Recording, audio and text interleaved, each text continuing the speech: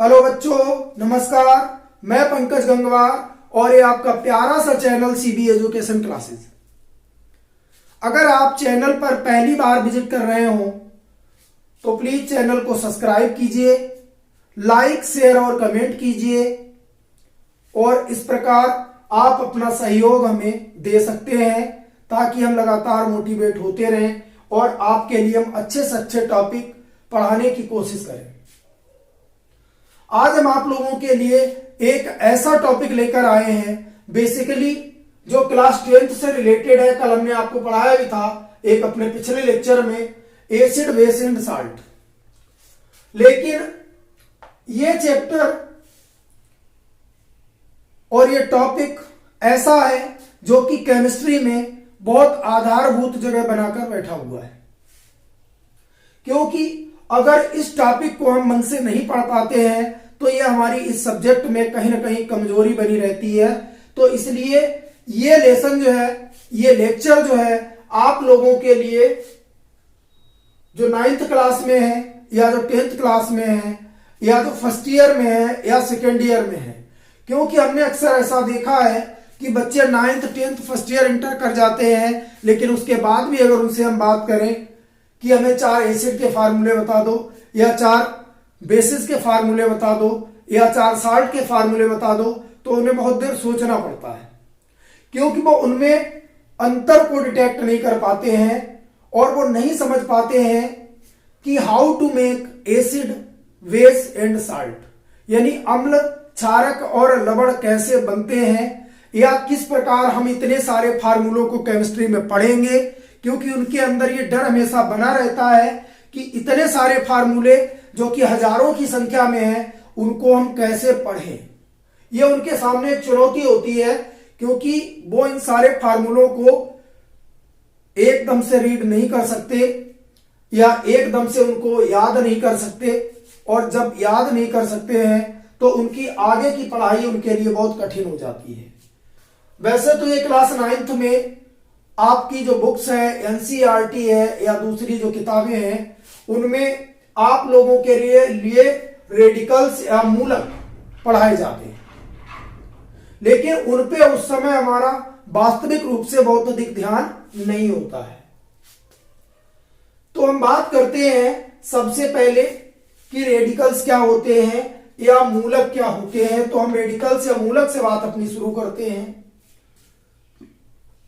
देखिए, अगर परिभाषा की बात करें तो मूलक वे परमाणु या परमाणु समूह होते हैं जिन पर धनावेश अथवा ऋणावेश होता है। वे परमाणु या परमाणु समूह की बात यहां पर इसलिए की जाती है कि रेडिकल कोई अकेला परमाणु भी हो सकता है या फिर 2 या 2 से अधिक परमाणुओं का एक समूह हो सकता है। परमाणु एक जैसे भी हो सकते हैं और परमाणु असमान प्रकार के भी हो सकते हैं। तो 2 या 2 से अधिक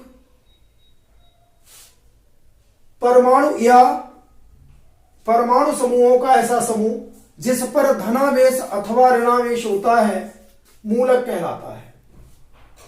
अब मूलकों को उनके आवेशों के आधार पर 2 वर्गों में बांटा गया है। एक वर्ग है अम्लीय मूलक और दूसरा वर्ग है क्षारकीय मूलक।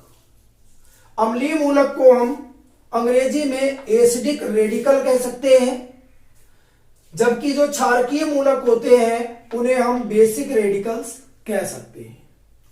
यहां पर मैंने लिखा हुआ है, माइनस का चिन्ह लगाया और वी लिखा, इसका तात्पर्य नेगेटिव, यानी कि जो एसिडिक रेडिकल होते हैं या अम्लीय मूलक जो होते हैं उनके ऊपर माइनस का आवेश होता है। ये चीज आपको ध्यान रखनी है कि अम्लीय मूलकों पर माइनस का आवेश होता है और जो क्षारकीय मूलक होते हैं उन पर धन का आवेश होता है, यानी प्लस चार्ज उनके ऊपर होता है।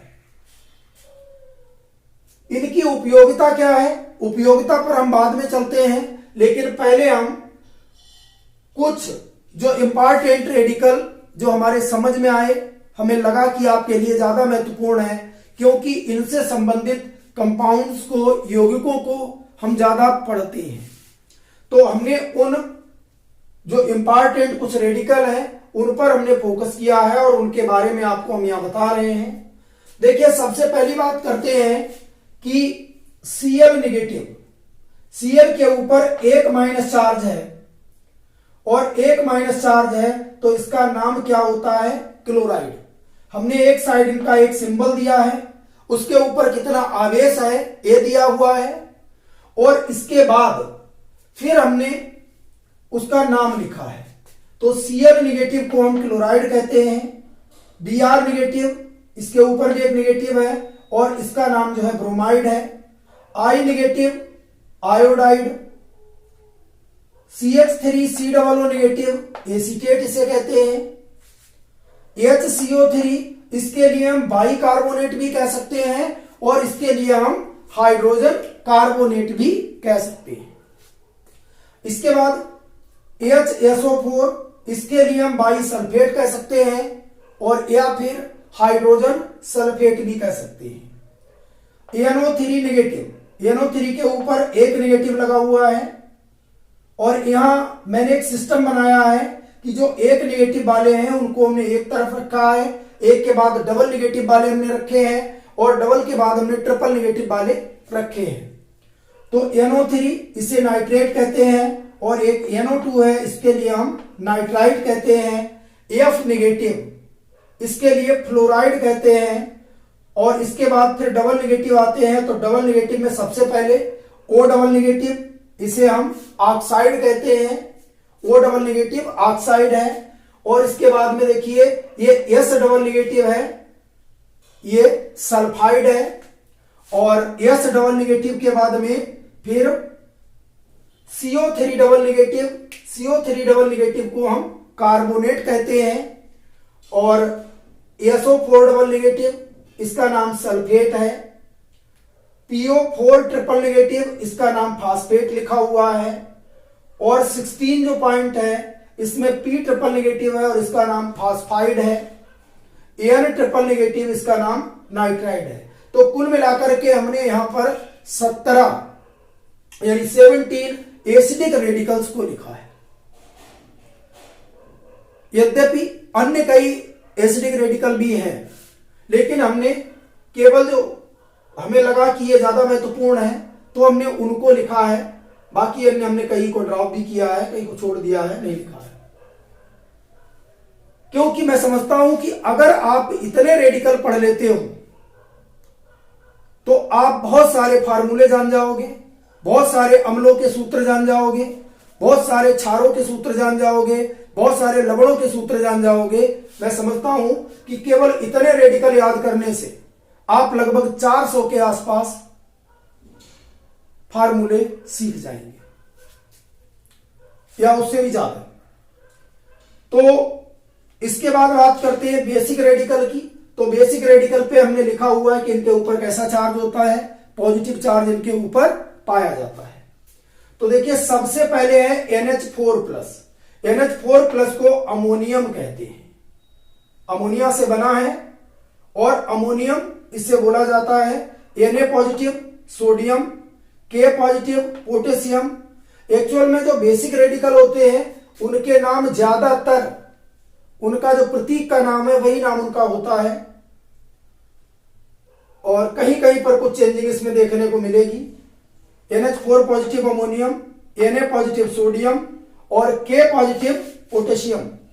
इसके बाद में Cu पॉजिटिव, Cu में दो अवस्थाएं पाई जाती हैं और जहां पर दो अवस्थाएं हमें देखने को मिलती हैं, दो प्रकार के आयन देखने को मिलते हैं, वहां पर हमें नाम कुछ चेंज करना पड़ता है।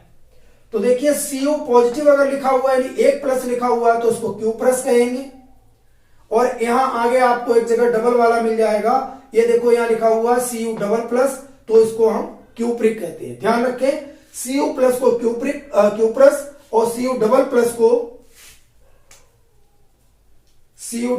को Q+ कहेंगे। इसके बाद में Ag+ सिल्वर ही कहते हैं क्योंकि एक केवल सिंगल पॉजिटिव आयन बनाता है। Hg+, इसमें भी दो प्रकार के आयन देखने को मिलते हैं, एक Hg+ है और एक Hg++ है। तो Hg जो प्लस है इसको मर्क्यूरस कहते हैं और Hg++ को मर्क्यूरिक इसके लिए मर्क्यूरिक कहते हैं। तो ये मर्क्यूरिक, तो Hg डबल प्लस को मर्क्यूरिक कहते हैं। Mg डबल प्लस मैग्नीशियम है, Ca डबल प्लस कैल्शियम है, Ba double plus barium, Pb double plus lead, Fe double plus ferrous, इसमें भी दो अवस्थाएं देखने को मिलती हैं, डबल प्लस और Fe ट्रिपल प्लस यहां दिया हुआ है, तो इसके लिए हम फेरस कहते हैं। इसके बाद आता है Zn डबल प्लस, इसे हम जिंक कहेंगे, जो नाम है साधारण वही है। यहां पर 15, यहां हमारे पास वही बोर्ड छोटा है, हमारी थोड़ी प्रॉब्लम है, तो यहां 15 नंबर पे लिखा हुआ है Al3 प्लस, तो इसके लिए एल्यूमिनियम कहते हैं, लेकिन इसका नाम आप लोग ध्यान रखें, और जब वीडियो अगर आप देखें जिस समय, तो उसमें आप इसका नाम आगे नोट कर लेना, इसका नाम एल्यूमिनियम होगा। और जो 16 लिखा हुआ है Fe ट्रिपल प्लस, इसका नाम जो है वो फेरिक होगा। Fe डबल प्लस को फेरस कहते हैं और Fe ट्रिपल प्लस को फेरिक कहते हैं। इसके बाद में As3 प्लस जो लिखा हुआ है, और इसका नाम होता है आर्सेनिक, और Bi ट्रिपल प्लस जो लिखा हुआ है, इसका नाम होता है बिस्मिथ। तो इस तरह से हमने जो एसिडिक रेडिकल है और जो बेसिक रेडिकल है, ये सारे रेडिकल हमने आपको बता दिए।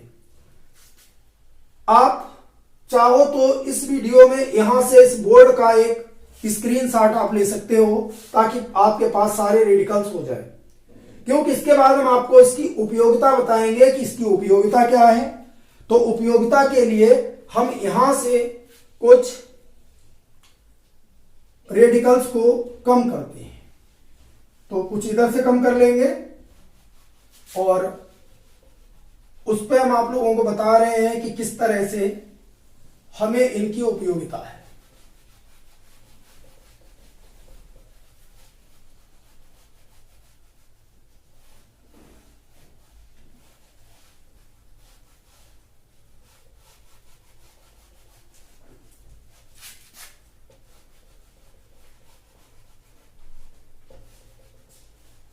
देखिए इस तरह से हम यहां पर देख सकते हैं।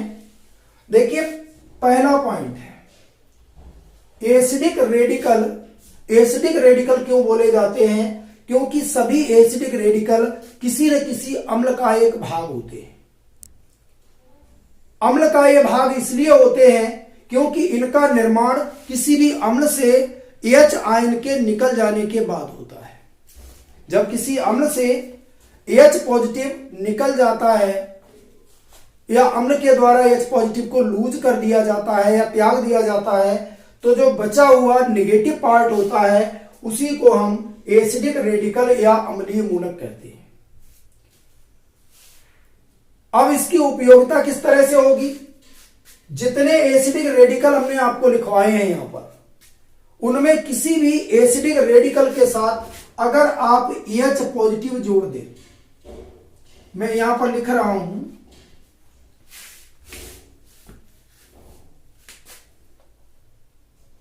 H positive plus acidic radical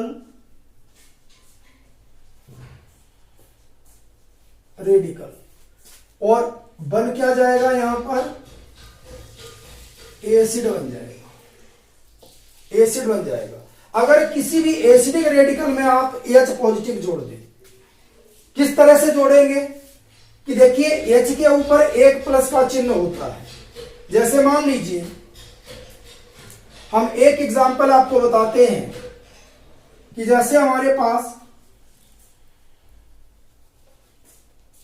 Cl negative है, Cl निगेटिव, तो Cl निगेटिव है, इस पर कितने H जोड़े जाए कि एक यौगिक बन जाए?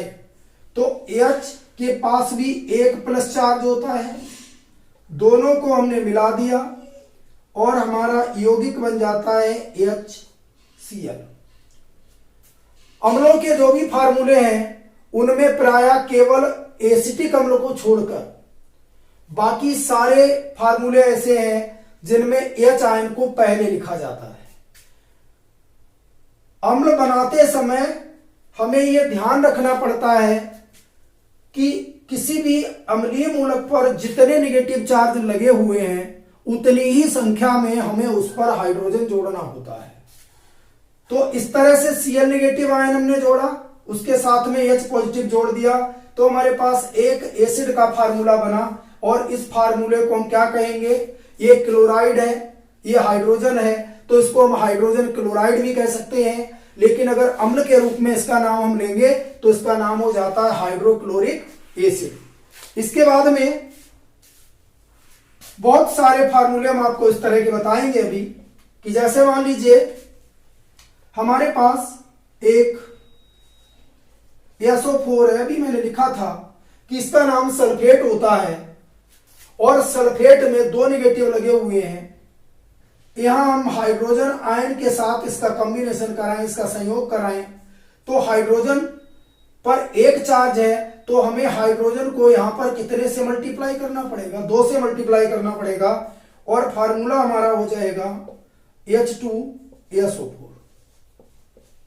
इससे आपके फार्मूले गलत भी नहीं होंगे, केवल आपको रेडिकल याद करना है। तो सल्फेट मूलक से जो अम्ल बना है उसका नाम हो जाएगा सल्फ्यूरिक अम्ल। इसी प्रकार से अगर हम और देखें, अब जैसे मान लीजिए हमारे पास कार्बोनेट है, कार्बोनेट रेडिकल है, इस पे 2 नेगेटिव चार्ज है, हमने 2 हाइड्रोजन जोड़ दिए, 2 हाइड्रोजन जोड़ दिए, तो फार्मूला हुआ H2CO3। जब फार्मूला H2CO3 हो गया तो इसका भी एक नाम होता है, क्योंकि ये कार्बोनेट मूलक से बना है, और इसका नाम हो जाता है कार्बोनिक अम्ल। यहां CH3COO नेगेटिव, इसका नाम हमने बताया था कि ये एसीटेट रेडिकल है, और एसीटेट में एक नेगेटिव है, तो यहां पर हम एक पॉजिटिव अगर इसके साथ मिला दें तो बनने वाला फार्मूला हो जाएगा CH3COOH। CH3COOH फार्मूला हो जाएगा, और इस फार्मूले का नाम है एसिटिक अम्ल। मैंने आपको बताया कि एक ऐसा एसिड है, इसमें हाइड्रोजन को हम आगे की ओर मतलब बैकवर्ड साइड इसको हाइड्रोजन को लगाते हैं, लेकिन बाकी सभी में इसका विन्यास उल्टा हमें दिखाई देता है। इसके बाद फिर इसमें हम दूसरी बात करते हैं, इस फार्मूले को आप ध्यान रखें, H positive plus acidic radical बराबर एसिड। यानी किसी भी अम्लीय मूलक में अगर H पॉजिटिव जोड़ते हैं उसके आवेशों की संख्या के बराबर, तो एक अम्ल का सूत्र हमें प्राप्त होता है। अब दूसरी बात यहां पर हम करते हैं कि इन से अब हम जैसे किसी हमें क्षार का निर्माण करना है, या किसी क्षार का सूत्र क्या होगा, तो उसके लिए हमें लिखना है, दूसरा रूल है कि OH negative plus basic radical, basic radical बराबर हो जाएगा बेस।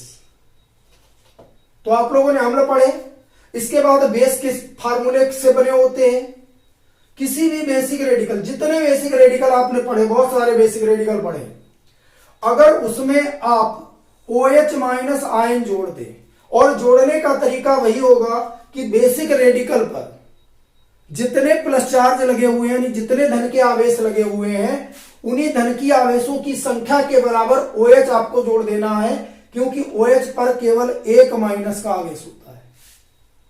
एग्जाम्पल के लिए जैसे मान लो हम यहां एक फार्मूला आप देख रहे हो, यहां लिखा हुआ है NH4+, तो NH4+ है, और इसके ऊपर एक प्लस है, हमने एक OH को यहां जोड़ दिया, OH पर माइनस चार्ज होता है, और जब इसको मिलाएंगे तो फार्मूला बनेगा NH4 OH। और इसमें भी आप देख सकते हो कि इसमें वही सिस्टम है कि जो पॉजिटिव वाला भाग है उसको हम पहले लिखते हैं, नेगेटिव वाले को बाद में लिखते हैं। लेकिन इनके आवेशों की संख्या को आपको ध्यान रखना है कि ये बराबर रहे। तो ये एक क्षार का फार्मूला है और जिसको हम कहेंगे अमोनियम हाइड्रोक्साइड। इसके बाद फिर हम अन्य कई फार्मूले इसी तरह से क्षारों के बनाते हैं। जैसे मान लीजिए कि हमने Na पॉजिटिव लिखा, एक प्लस का चिन्ह है, एक OH नेगेटिव जोड़ा और फार्मूला बन जाता है NaOH। नाम भी आप आसानी से कर सकते हो। इसका नाम सोडियम है और OH का नाम हाइड्रोक्साइड होता है, ये ध्यान रखना। OH को क्या बोलेंगे? हाइड्रोक्साइड। हाइड्रोक्साइड, इसे हम हाइड्रोक्साइड बोलेंगे। अब मान लीजिए कि आपसे कोई ये प्रश्न पूछता है कि फेरिक हाइड्रोक्साइड का सूत्र क्या होगा। तो फेरिक हाइड्रोक्साइड, फेरिक आयन हमने यहां पर लिखा हुआ था। अब इधर फेरिक जो है Fe पर 3+ जब चार्ज होता है तो इसे हम कहते हैं फेरिक। और यहां आवेश कितने हैं? 3। और हमने OH कितने जोड़ दिए, या इस तरीके से लिख ले, हमने Fe लिखा है, हमने यहां OH लिखा है और OH के ऊपर 1- चार्ज होता है या 3+ का है, तो OH हमें कितने लिखने होंगे? 3। यानी OH को हम 3 से मल्टीप्लाई कर दें तो OH को जब 3 से गुणा करेंगे तो फार्मूला हो जाएगा FeOH का होल थ्राइस। यानी OH को हमने गुणा किया है तो OH का होल थ्राइस हम कर सकते हैं। इसी प्रकार यदि आपसे कैल्शियम हाइड्रोक्साइड का फार्मूला पूछा जाए तो कैल्शियम हाइड्रोक्साइड के फार्मूले में कैल्शियम का प्रतीक Ca होता है और कैल्शियम जो रेडिकल होता है उस पर चार्ज होता है डबल+ का। यहां हमने OH लिखा, जितने चार्ज हैं उतनी संख्या से इसको गुणा कर दिया। गुणा करने के बाद इसका संयोग हो जाता है और संयोग के बाद ये CaOH का होल ट्वाइस सूत्र बन जाता है। इसका नाम कैल्शियम है, इसका नाम हाइड्रोक्साइड है, तो नाम इसका हो जाएगा कैल्शियम हाइड्रोक्साइड। तो इस तरह से हम अम्ल और क्षार इन अम्लीय मूलकों की सहायता से बना सकते हैं। अम्लों के फार्मूले हमें बहुत सारे याद हो जाएंगे, हमें क्षारों के बहुत सारे फार्मूले याद हो जाएंगे। और इसमें हमने तरीका आपको बताया है कि अम्लीय मूलक के साथ यदि हाइड्रोजन को जोड़ते हैं तो अम्ल बनेगा, क्षारकीय मूलक के साथ अगर हम OH को जोड़ते हैं तो क्षार बनेगा या क्षारक बनेगा। अब इसके बाद बात करते हैं कि लवण किस तरीके से बनाए जाते हैं। देखिए, लवणों की जो परिभाषा होती है, तो लवणों की जो मूल परिभाषा है वो ये होती है कि वे पदार्थ जिनकी संरचना में कम से कम एक अम्लीय और एक क्षारकीय मूलक होता है लवण कहलाते हैं। कम से कम एक अम्लीय मूलक हो और एक क्षारकीय मूलक हो तो उसे लवण कहा जाएगा, तो उसे लवण कहा जाएगा। लेकिन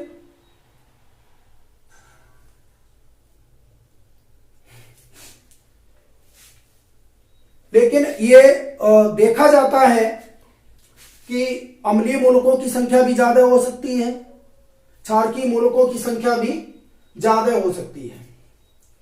और लवण जो है ये प्रायः अम्लों और क्षारकों की क्रिया के द्वारा बनते हैं। यानी लवणों का जो निर्माण होता है वो अम्लों और क्षारकों की परस्पर क्रिया के द्वारा होता है और इस क्रिया को न्यूट्रलाइजेशन या उदासीनीकरण कहते हैं। तो लवणों का निर्माण किस तरह से होता है, इसका मूल जो फार्मूला होता है, अम्लीय मूलक और क्षारकीय मूलक अगर इन दोनों को परस्पर मिला दिया जाए तो यहां हो जाएगा एसिडिक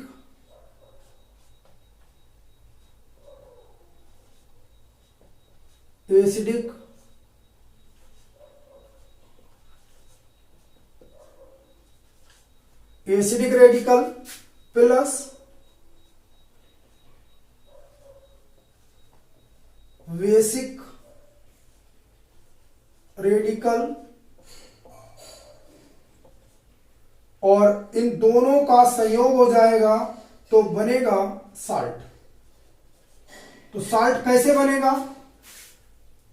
जब अम्लीय मूलक और क्षारकीय मूलक दोनों को हम परस्पर मिला देंगे तो रचना होगी साल्ट की।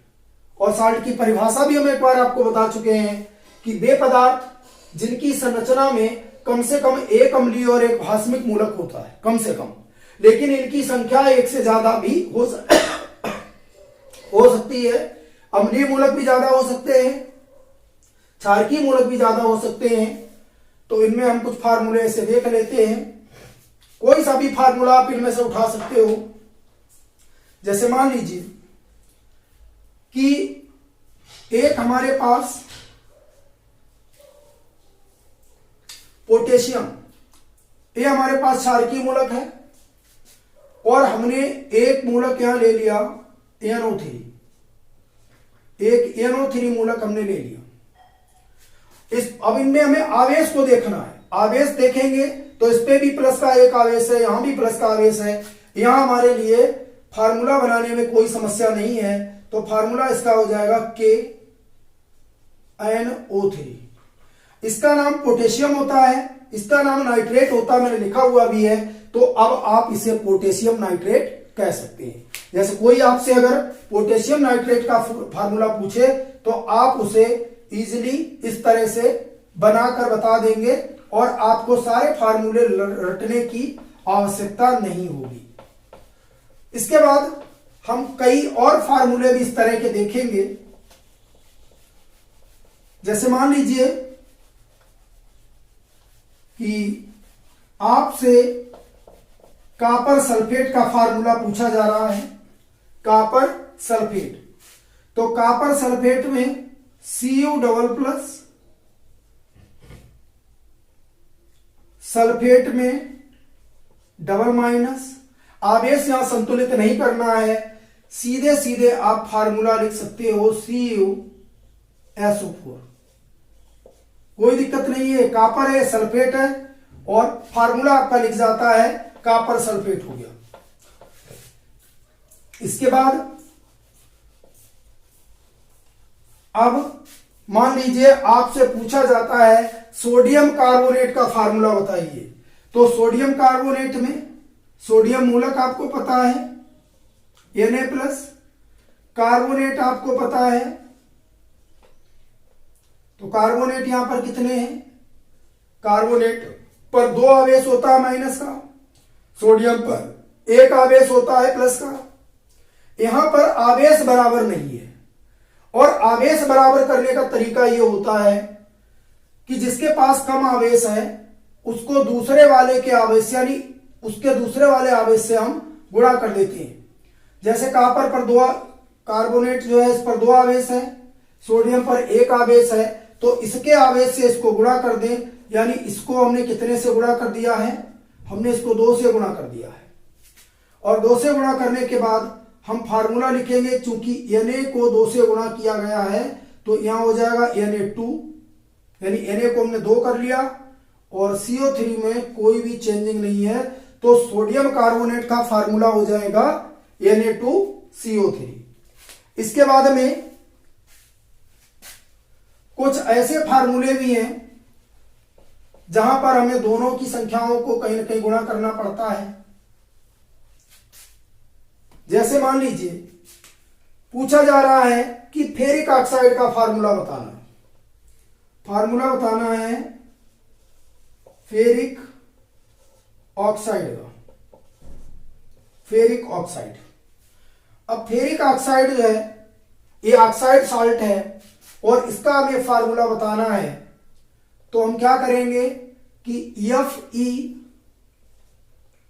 फेरिक है तो इसमें 3 प्लस होगा, ऑक्साइड जो होता है इसमें 2 प्लस होता है, 2 माइनस होता है। ऑक्साइड में 2 माइनस है, Fe में 3 प्लस है, तो इसमें आवेश बराबर करेंगे तब फार्मूला बनेगा। तो इसके आवेश को इधर गुणा करें और इसके आवेश को इधर गुणा करें। दोनों के आवेशों को हम एक क्रॉस मल्टीप्लाई कर देते हैं। तो जब क्रॉस गुणा करते हैं तो फार्मूला इसका बनेगा Fe2O3। तो इस तरह से फेरिक ऑक्साइड का हम सही सूत्र लिख सकते हैं।